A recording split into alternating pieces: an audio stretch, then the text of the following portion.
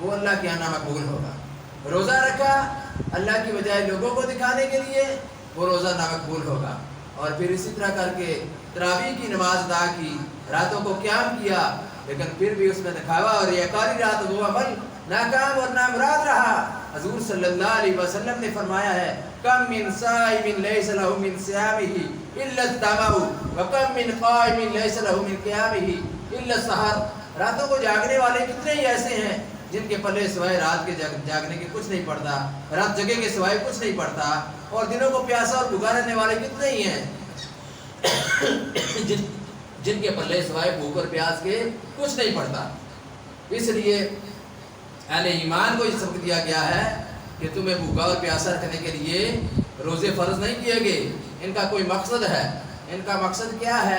اپنے نفس پر کنٹرول کرنا، اپنی خواہشات پر کنٹرول کرنا۔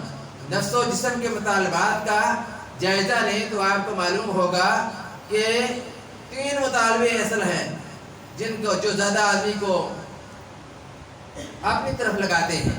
ایک ہے غذا کا مطالبہ جس پر بقائے حیات کا انحصار ہے، آدمی کی زندگی کا انحصار ہے، اور دوسرا مطالبہ ہے بقائے نوع کا ذریعہ، یعنی انسانی نسل کا ذریعہ، اور تیسرا مطالبہ ہے آرام کا مطالبہ، کیونکہ انسان کا جسم آرام بھی چاہتا ہے، سکون چاہتا ہے، سونا چاہتا ہے، تو اس لیے اس کا بھی مطالبہ۔ یہ 3 مطالبے ہیں۔ اب یہ 3 مطالبے رمضان المبارک میں کچھ مؤخر کرنا پڑتے ہیں، آرام کو بھی کچھ چھوڑنا پڑتا ہے، غذا بھی کم کرنا پڑتی ہے، اور پھر اس کے علاوہ جو میل جول ہے، میل ملاپ فہمیاں بھی وہ بھی کام کرنا پڑتا ہے۔ تو اس میں سارے کام جو ہے ان میں کیا ہے، ایک عادت متعین کر دی ہے، ایک طریقہ کار مقرر کر دیا ہے۔ تو اس لیے رمضان کے روزے ہوں، تراویح کی نماز ہو، اس میں اصل چیز اللہ کی رضا اور اللہ کی طرف سے اجر جو ہے، اللہ کی خوشنودی جو ہے وہ مطلوب۔ تو رمضان المبارک جو پوری آب و تاب کے ساتھ ہمارے درمیان موجود ہے، اس سے فائدہ اٹھانا ہمارا کام ہے۔ دریا کا پانی چل رہا ہو اور کوئی آدمی اگر اس کے کنارے پر رہ کر بھی پیاسا مر جائے تو اس میں دریا کا کوئی قصور نہیں ہے۔ قصور اس آدمی کا ہے جس نے آگے بڑھ کر دریا سے پانی نہیں پیا، اپنے آپ کو سیراب نہیں کیا، قصور تو اس کا ہے۔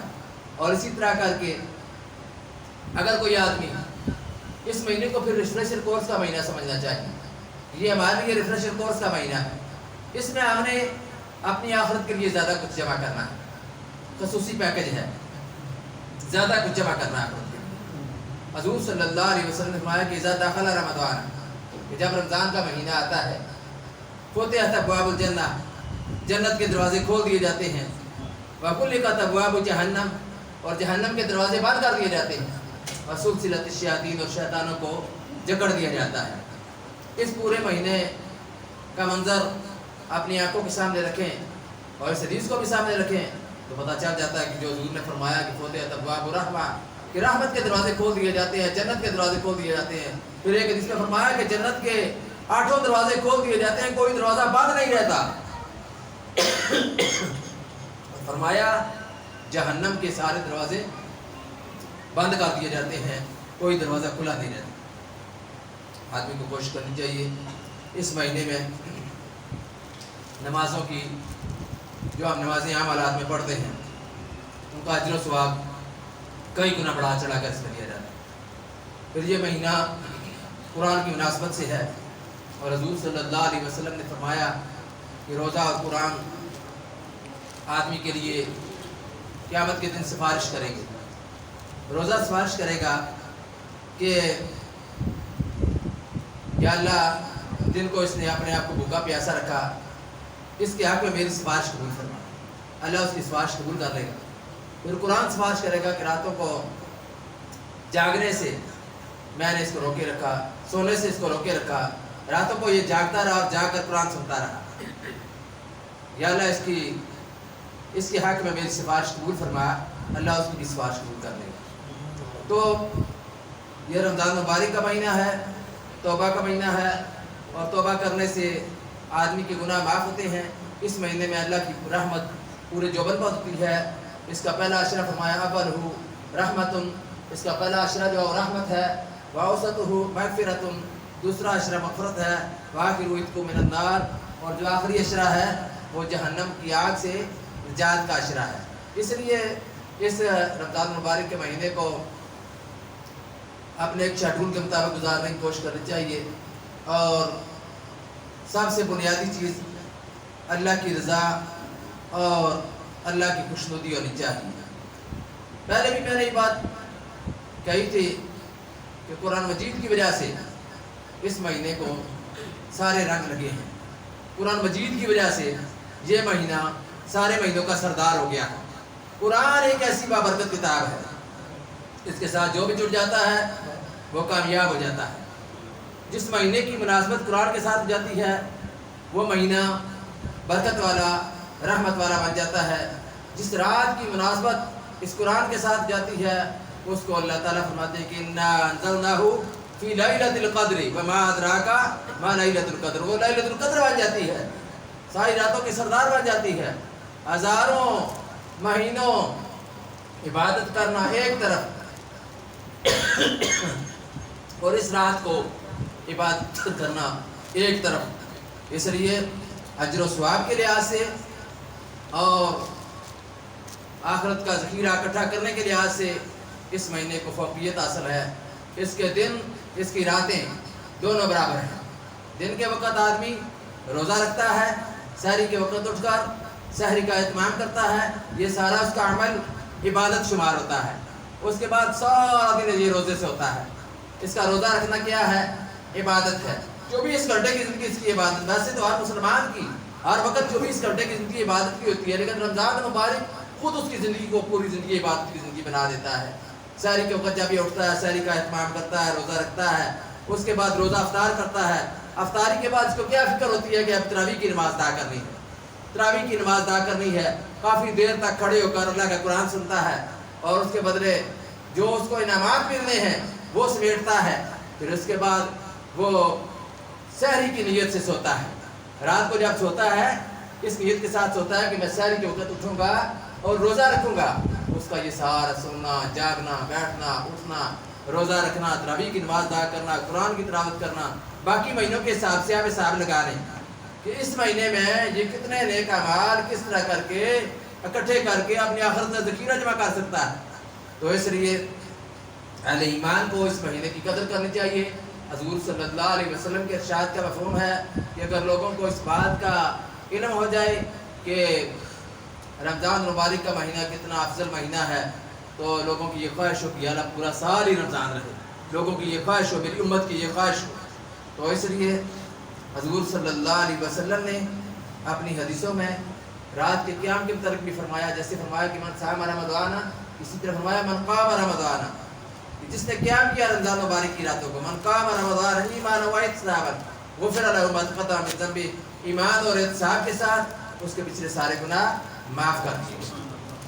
फरमाया मन क़ाम लैलतुल क़द्र, जिसने लैलतुल क़द्र में क़याम किया, ईमान व इहतिसाबन, ईमान और इहतिसाब के साथ, गुफ़िर लहु मा तक़द्दम मिन ज़ंबी, उसके पिछले सारे गुनाह माफ़ कर दिए। इसलिए इस महीने में पहले से ही अपना शेड्यूल तरतीब देना चाहिए।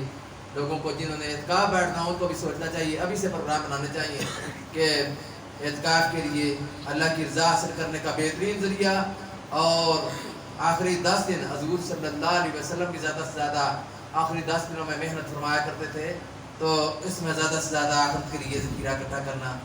अहले ईमान को चाहिए कि इस महीने को रिफ्रेशर कोर्स के तौर पर गुजारें। फिर ये सारा एक इम्तिहान होता है जो रमज़ान मुबारक के रोज़े हैं। आदमी बास अकेला होता है, कोई भी साथ नहीं होता, इसीलिए इसका अजर सवाब ज़्यादा है। इसीलिए अल्लाह ने फरमाया अस्समूली व अनाजी भी, कि रोज़ा मेरे लिए और उसकी जज़ा मैं खुद दूंगा। रोज़े का अजर फरिश्ते सारे लिखना शुरू करें, क़यामत तक लिख नहीं सकते, क़यामत तक इसका अजर लिख नहीं सकते, इतना ज़्यादा अजर सवाब है। और बाकी अमाल का अजर सवाब तो फरिश्ते लिखते हैं, लेकिन अल्लाह ने यहाँ पर फरमाया कि अस्समूली वाना आज जी बेटा फरमाया वाना उज्जा भी है कि उसकी जज़ा में है, तो अल्लाह ताला खुद उसकी जज़ा बन रहे। रोज़ेदार के अमल से अल्लाह ताला इतने खुश हैं। फिर रोज़ेदार के मुंह की जो बू है, अल्लाह को वो जन्नत की जो खुशबू है, उस जो जन्नत की मुश्क है उससे भी ज़्यादा पसंद है। कस्तूरी से भी ज़्यादा पसंद है। ये अमाल हैं जो आदमी को आखिरत की निजात के लिए ज़्यादा से ज़्यादा करना चाहिए। फिर अल्लाह के पाक नबी सल्लल्लाहु अलैहि वसल्लम ने फरमाया कि एक नेकी 10 गुना तक, 10 गुना से 700 गुना तक और 700 गुना से 1400 गुना तक, और रमज़ान मुबारक में इसकी आदि नहीं होती। रमज़ान मुबारक में अगर उसके नेकी को उसके हिसाब को लिया जाए तो एक नेकी 700 के हिसाब से ली जाए तो अलिफ लाम मीम जो हम पढ़ते हैं, अलिफ की 10 नेकियां, लाम की 10 नेकियां, मीम की 10 नेकियां हदीस में आता है, तो उसको अगर 70 गुना से ज़रब दी जाए तो 700 नेकियां, अलिफ की 700, लाम की 700, मीम की 2100 नेकियां उसको मिलेगी। अजर सवाब की लिहाज से कितना बड़ा ज़िक्र वो इकट्ठा कर सकता है। नमाज़ों के हिसाब से जामे मस्जिद में नमाज अदा करने का सवाब दूसरी मसाजिद में अदा करने से कई गुना ज़्यादा है। दूसरी मसाजिद में नमाज अदा करने का सवाब ज़्यादा है, लेकिन रमज़ान मुबारक में वो भी कई गुना बढ़ा दिया जाता है, ये भी कई गुना बढ़ा दिया जाता है। तो इससे मालूम होता है कि अल्लाह ताला की ज़ात आदमी की मग़फ़िरत और कोशिश करना चाहती है। आदमी को चाहिए कि इसमें तौबा करे। अत्ताइबु मिन ज़ंबि कमन ला ज़ंब लहू, तौबा करने वाला ऐसे ही है जैसे उसने कोई गुनाह किया ही नहीं, ऐसे उसने उसके गुनाह को माफ़ कर देता है। सच्चे दिल से तौबा करें। हुज़ूर सल्लल्लाहु अलैहि वसल्लम ने फरमाया कि सबसे बेहतरीन खताकार, सबसे बेहतरीन तौबा करने वाले खताकार हैं, और वो खताकार फरमाया कि जो अल्लाह के आगे तौबा करने वाले हैं वो बेहतरीन उनको फरमाया खताकार, इसलिए कि वो अल्लाह के सामने झुकते हैं, अल्लाह से माफ़ी मांगते हैं, बार बार गुनाह होते हैं, बार बार माफ़ी मांगते हैं। इसलिए अहले ईमान को अल्लाह के सामने झुकना चाहिए। इस महीने में ख़ास तौर पर रजू इल्लल्लाह ज़्यादा होना चाहिए, बाकी महीनों की बिनास्बत से अपने औकात को तरतीब देना चाहिए। अल्लाह ने फरमाया कि शहर रमज़ान अल्लज़ी उनज़िला फ़ीहिल कुरान, ये वो महीना है जिसमें अल्लाह ताला ने कुरान मजीद को नाज़िल किया। रमज़ान का महीना वो है। और फिर फरमाया कि हुदल लिन्नास, ये लोगों के लिए हदायत है, वबय्यिनातिन मिनल हुदा वल फुरक़ान, और हक़ और बातिल के दरमियान फ़र्क करने वाली चीज़ है। तो ये अल्लाह की बड़ी नेमत है जो अल्लाह ने हमको दी है, इसका शुक्रिया अदा करना चाहिए। अल्लाह के इनामात बेशुमार हैं, लेकिन सबसे बड़ा इनाम अल्लाह का हमारी हदायत और रहनुमाई का इंतज़ाम करना है, जो उसने हम पर बड़ा एहसान किया है। उस एहसान का ये शुक्रिया है।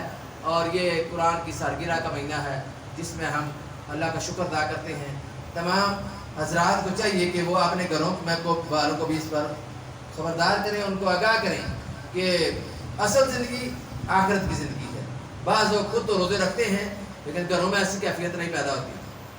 घर के अंदर खाने के लिए तमाम वसाइल मौजूद हों, आदमी खुद ना खाए लेकिन घर के जो बाकी अफराद हैं वो खाएँ और उनको मना भी ना करे, तो ऐसे रोज़े का कोई फ़ायदा नहीं।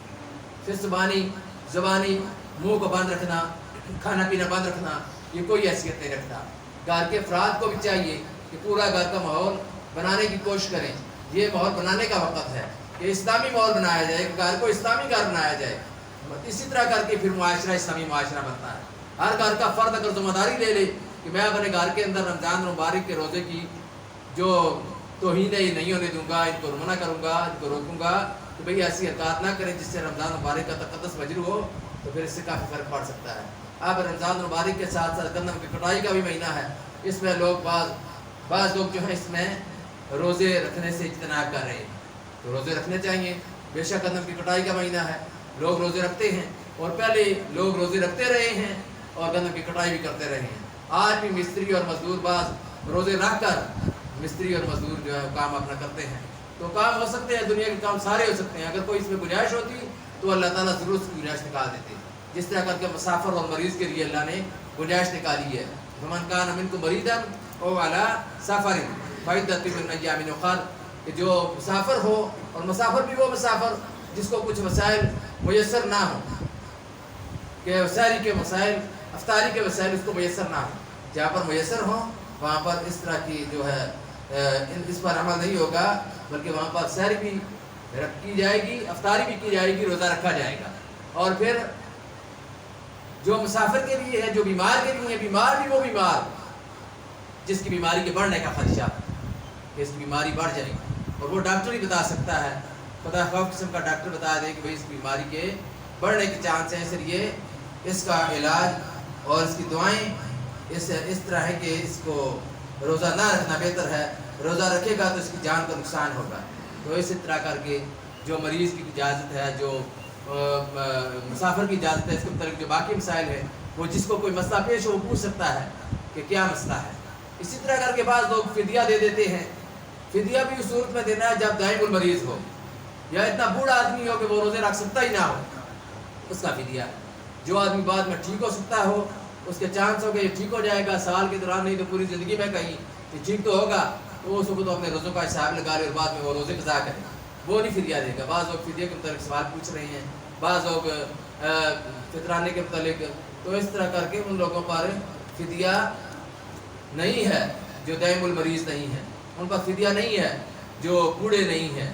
تو اس لیے رمضان مبارک کی افادیت کو سامنے رکھتے ہوئے اس کی قدر کی جائے، اور جو فدیہ وغیرہ اور یہ جو اس طرح کے ایلے بانے کے طور پر نہ اس کو استعمال کیا جائے، صرف اس کو اسی طور پر استعمال کیا جائے کہ یہ باقی اس آدمی کو اس طرح کا مسئلہ ہے، پھر بھی کوشش یہ کرے کہ روزہ رکھے۔ حضور صلی اللہ علیہ وسلم نے فرمایا کہ اگر لوگوں کو رمضان مبارک کے روزے کی قدر ہو جائے تو پھر لوگ ساری زندگی بھی اس کا کفارہ ادا نہیں کر سکتے، ساری زندگی روزے رکھتے رہیں۔ رمضان مبارک کا روزہ جو جان بوجھ کر چھوڑا ہے اس کا کفارہ ادا نہیں ہو سکتا۔ ویسے تو اس کا کفارہ حضور صلی اللہ علیہ وسلم نے بیان فرمایا کہ 60 دن لگاتار روزے رکھے، اگر ایک دن بھی روزہ کم کیا پھر ایک سے شروع کرے گا، تو اس طرح کر کے 60 دن لگاتار روزے رکھنے ہیں۔ اگر وہ جان بوجھ کر روزہ چھوڑے، اور اگر اتنا کمزور ہو، بیمار ہو، تو اس کے لیے گنجائش ہے جان بوجھ کر روزہ چھوڑنے والا۔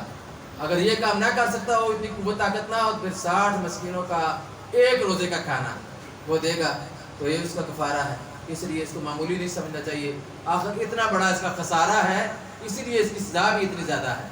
تو اللہ سے دعا ہے اللہ ہمیں عمل کی توفیق نصیب فرمائے، اللہ تعالی ہمیں رمضان مبارک کی افادیت کو سمجھ